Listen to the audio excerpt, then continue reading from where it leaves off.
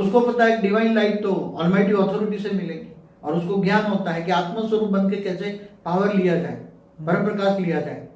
तो जब आत्मा आत्मस्वरूप बन के ऑलमाइटी अथॉरिटी के, जो सभी आत्माओं का ग्रेट ग्रेट ज्ञान पाता है और ऊंचते ऊंच परमधाम में रहता है, ऊंचते ऊंच परमधाम में, और वो पावर हाउस है।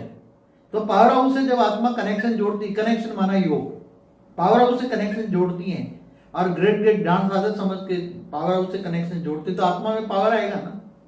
अब आत्मा में पावर आएगी तो सबसे पहले आत्मा चार्ज हो जाएगी।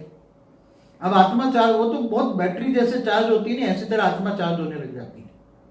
मगर उसकी बड़ी प्रोसेस होती है, बहुत बड़ी प्रोसेस होती है। वो ज्ञान, पहले ज्ञान में डूबना पड़ेगा। योग मतलब कनेक्शन जोड़ने के लिए कौन सा योग लगाए, कैसे योग लगाए, योग की विधि भी है ना।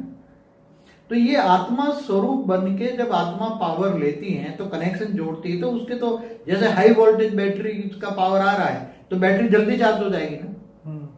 कोई लो वोल्टेज वाले कनेक्शन करो, कोई ब्रह्मांड का मालिक शिव, महाशिव या परमाशिव से कनेक्शन करो, तो हाई वोल्टेज वाला आत्मा है, हाई क्वालिटी आत्मा है, वेद की आत्मा है, तो उसकी बैटरी चार्ज इतनी नहीं होगी। जिससे तुम कनेक्शन जोड़ोगे उसके पास जितना पावर होगा इतना आएगा।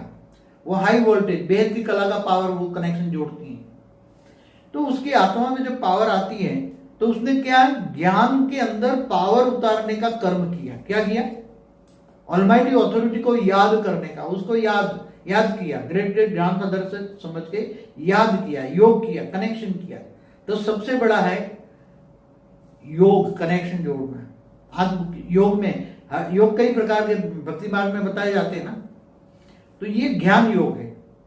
तो ज्ञान योग से ये कर्म किया उसने, योग लगाने का कर्म किया, पावर आई, आत्मा में पावर आई तो कारण शरीर में पावर पहले आत्मा में आई, आत्मा से कारण शरीर में फैल गई, कारण शरीर में चारों ओर पावर फैल गई, बहुत फैल गई धीरे धीरे।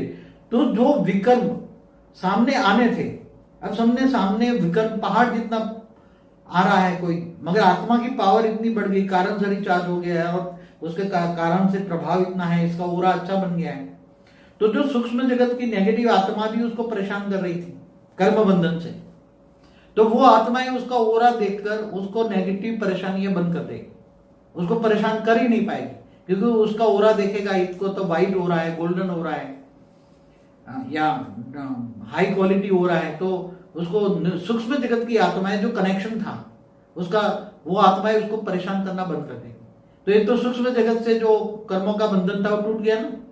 अब जो स्थूल जगत में जो आ रहा था देह और देह के संबंधियों से, या जो भी कहीं नौकरी धंधा या जो बिजनेस से, तो वहां भी सामने जो आत्माएं नेगेटिव कर रही थी, स्थूल जगत की आत्मा है, मतलब मन, देह और देह के संबंधी जो नेगेटिव, उनको जो मनुष्य उसको मिले हुए इस जन्म में देह और देह के संबंधी जो दुख दे रहे थे उसको, या तो उसके बिजनेस में ठीक नहीं चल रहा था, तो उसके अंदर कारण शरीर चार्ज आने से ओरा, सूक्ष्म शरीर चार्ज हो गया, ओरा अच्छा बन गया।